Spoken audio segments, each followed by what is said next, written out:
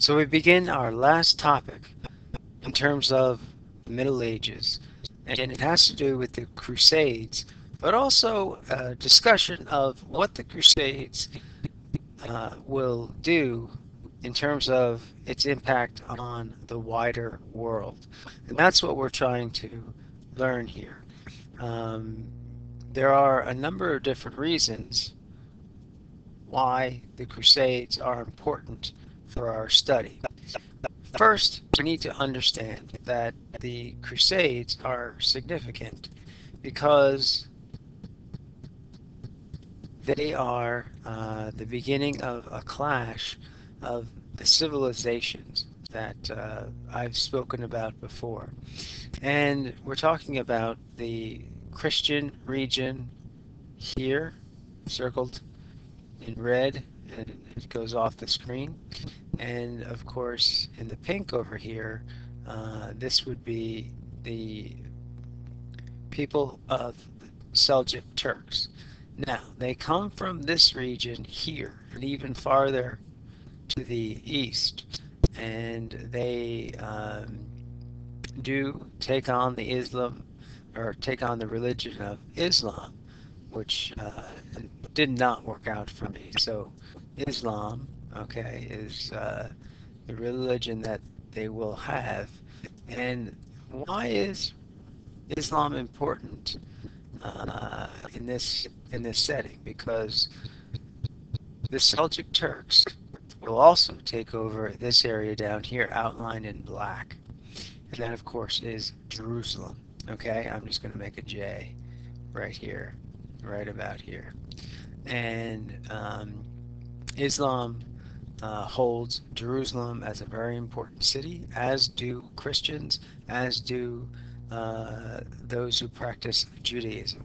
So when the Seljuk Turks do take control over this land in the years between the rise of Islam in the 7th century until the 11th century, when uh, they also push towards the Byzantine Empire, which would be right about here. So we have Seljuk forces moving this way and also controlling a vast region, and a great deal of area here. So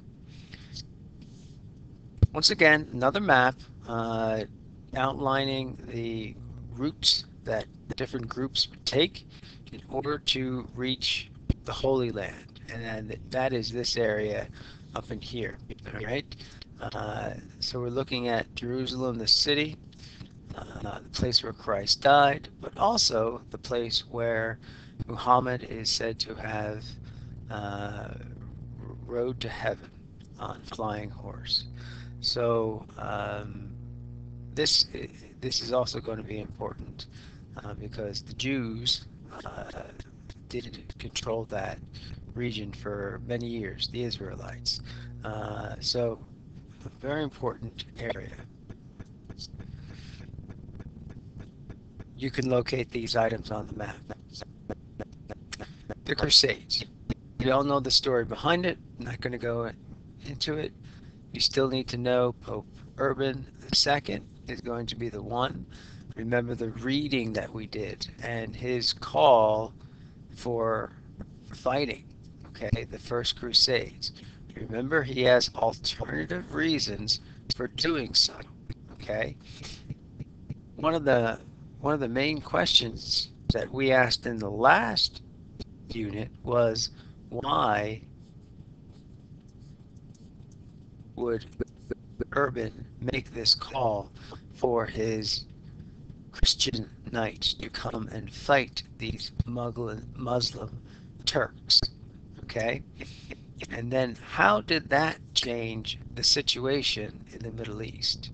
And we can ask the question, it's always good to ask questions in history. What is going to motivate people in terms of why they act and why they get into wars of this region? And the answer is faith. Faith causes people to react violently, to take steps that they perhaps normally would not take. And there's a great deal of uh, uncertainty as to why people are so, I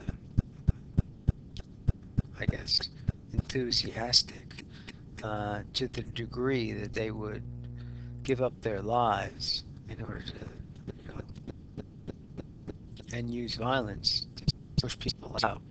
It's a question that we're going to try and answer, but we have to remember that both sides. Okay, so it's not there's we have the Christians, but we also have uh, Islam. Okay, and we have to be respectful to both or equally respectful to both religions in this fight, um, and see what comes about. Now, as you might imagine, in order to make this actually possible, they would need to load up a number of ships, load up a number of land vessels, and be able to cross overland and over sea. Okay, here we have examples of this, and I bring up this because art is important because it gives us an insight into the actions that were going on. So we see um, individuals and say soldiers down here, but it's lacking a certain aspect that art today seems to have. And we'll talk about this more in the future, but for now, notice this is how people learned. This is how people were able to convey thought, and this is how what got people to do the things that they did.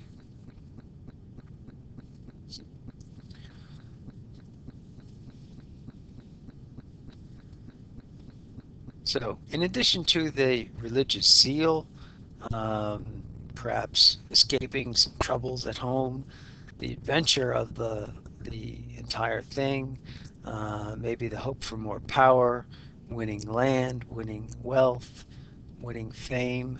The Crusades were uh, designed to remove heretics or the infidels from the Holy Land.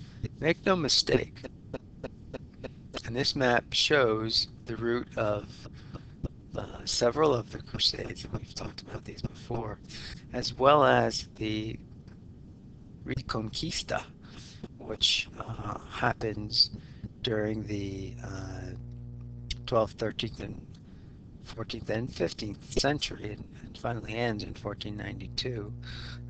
But also, this map shows the route from central France here, the route from central, uh, what we would call today probably Germany, but is what is now part of the Holy Roman Empire. It stretches right in about this area here, okay, as the empire.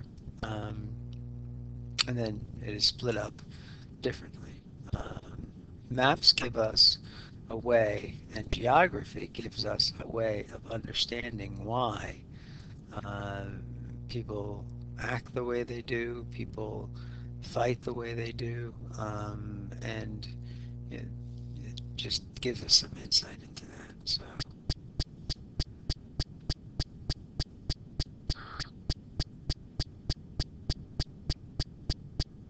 So it's the impact that I was really more concerned about. And what was the impact of the Crusades? Okay.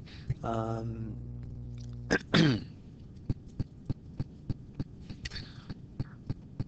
Due to the Crusades, we have a number of things that come about.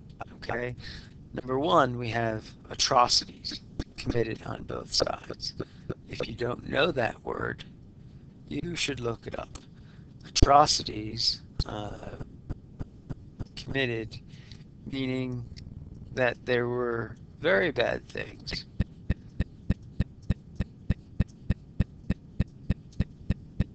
on both the Christian side, the Christian Crusaders, and the Muslims who are trying to uh, simply defend their land. And some of the positive things that do come out of it were that trade did increase, new products were desired from places like Asia, places like India, okay, things that Europeans had never been, um, opened up to. And these are the things um, that, you know, we need to understand. So they brought back not only products, but luxury products, okay?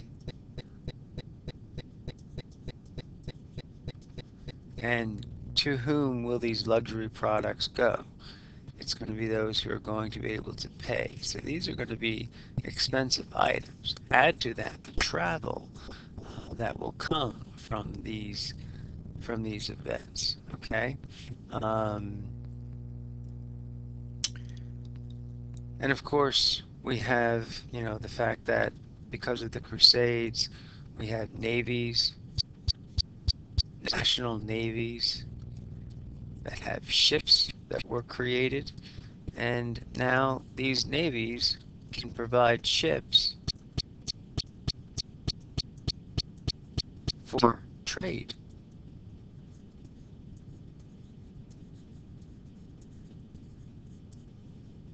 Okay, so make sure you have sort of an understanding of that, um, and then basically there is contact as well as money economies, and then travelers began to explore other lands. Travelers like Marco Polo. I mentioned him in class. He was able to travel all the way to China and return. And his fellow Venetians did not believe the stories that he told of China and India and uh, those sorts of things. So, uh, what we have here, and we're going to go into more detail about the products. And by money economies, we mean no longer do we have a barter system. Okay, so everyone knows what it means to barter. If you have 3 pigs and I have 12 chickens, we could perhaps make a deal. But that is really going out of style. We're going to be using, let's say, coins, okay? And we're going to be able to uh, actually mint money, and that is going to allow travelers, so by the creation of money that has intrinsic value, okay, that is actually worth something. Um, Not because a government says it's worth something, because it does have a value. Gold, silver, those sorts of things, they have value wherever you go, and can be used. Let's see. Once again, impact of the Crusades. We need to be able to answer these questions. Why did the Crusades leave a legacy of religious hatred? How did the Crusades increase trade? How did trade lead to a wider worldview? What is the most expensive food product at the market? You could look around, you could find all different sorts of things, all different aisles. Uh, I'll ask that tomorrow in class, but I want you to be thinking about, pound for pound, the most expensive food product that came about. And as we'll discuss, it is these types of things that Europeans are going to desire to have, things that they never had before. Okay? I'll give you a little hint. Things like sugar sweeten their tea. Okay? But sugar is not the answer. Plus, it leads to diabetes. This is an excerpt um, taken from a primary source material, and this now we're sort of changing gears and talking about a topic like the Reconquista. And when we talk about the Reconquista, we're talking about the North African Muslims and not the Seljuk Turks. And there are differences there. I'm not going to get into the differences, just that they are different. And North African Muslims in history tend to be called Moors, okay? Uh, and those are the groups that conquered Spain in the 700s and have it really up until 1492. So read this and answer these questions. Okay, more about the Reconquista. The Crusades are going to create a number of emotions. Okay, people are going to uh, react to this idea of fighting for one's religion. And we have to keep in mind that it's the Christians who are in control of most of Europe, and it is the Muslims who are seen as the ones, incorrectly, I have to point out, as the ones who are ruining the society. However, these Christians will do some terrible things and result in um, the Muslims being driven from the Iberian Peninsula, and uh, violence and once again atrocities being committed. Another question for us is, how was the unified state of Spain formed? And we need to look at also the question of, why is the unified state important? And we talked about that with England and France. And now we're talking about a unified Spain. Okay. So, in the unified state of Spain, we have two groups. We have Ferdinand and Isabella.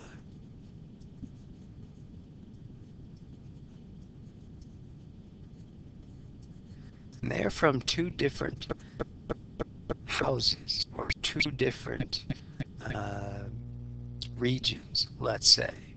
And when they marry, they have enough power to be able to finally remove the Spains from Iberia, or the Iberian Peninsula.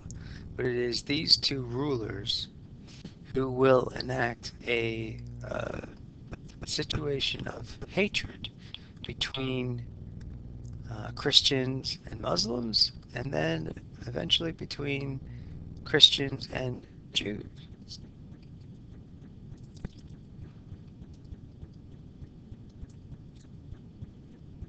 So, to be straightforward, the Reconquista is a Christian campaign to drive Muslims from the Iberian Peninsula. Christians were eventually successful, and that's a pretty important date, 1492. It is also the date, as you might know, of another uh, for another reason, and we will discuss that later. But by having uh, success in removing the Moors, okay, so the Moors are going to be removed violently, and in some ways atrocities are committed. The Moors are going to be removed from the continent back onto the North African coast. And then finally, we have nation states like Spain and also Portugal that come about. And they're going to be the states that are going to control these particular areas. The term Reconquista simply means reconquest.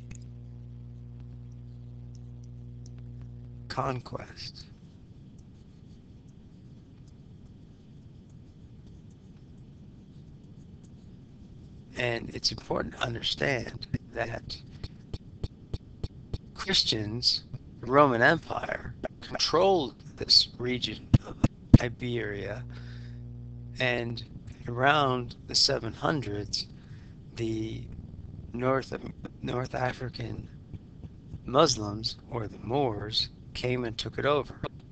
And the Reconquista was a campaign to remove these Muslims from this particular area. Now, another sore spot in our history as a church is the Inquisition. And it is the work of Ferdinand and Isabella. Traditionally, these two are blamed, although they are not alone, because they have the approval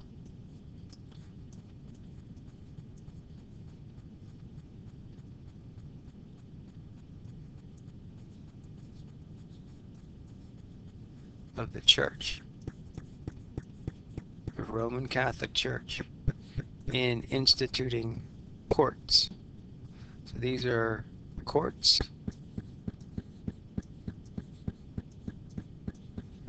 that are approved by the Catholic Church, in which non-Christians, and now we're talking the Muslims and the Jews, who are being persecuted, okay, action taken against in a hateful manner to make these Muslims and Jews renounce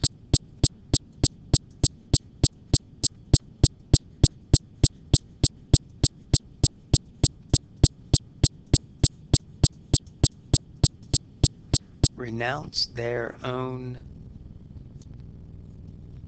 religion for Christianity's sake.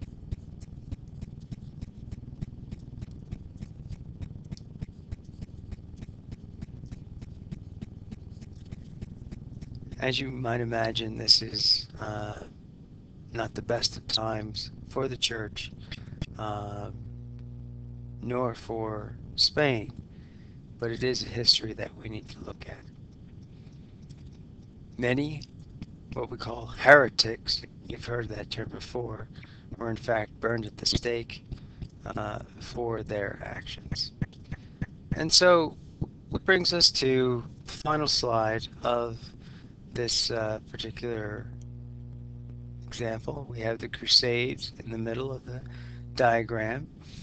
And it was, remember, the Turks were going to invade Byzantine and then the Holy Land, and then it has so many factors are moving to influence it, and then it has a legacy of religious hatred between Muslims and Christians, and Muslims and Jews. And it also has the result of creating a nation in Spain and in Portugal. Once again, we have monarchs whose power is going to increase, and a money, silver and gold, that's going to develop. And it's going to develop, and uh, trade and travel are going to develop as well. So, thank you very much for listening. Um, we will go over any questions tomorrow in class.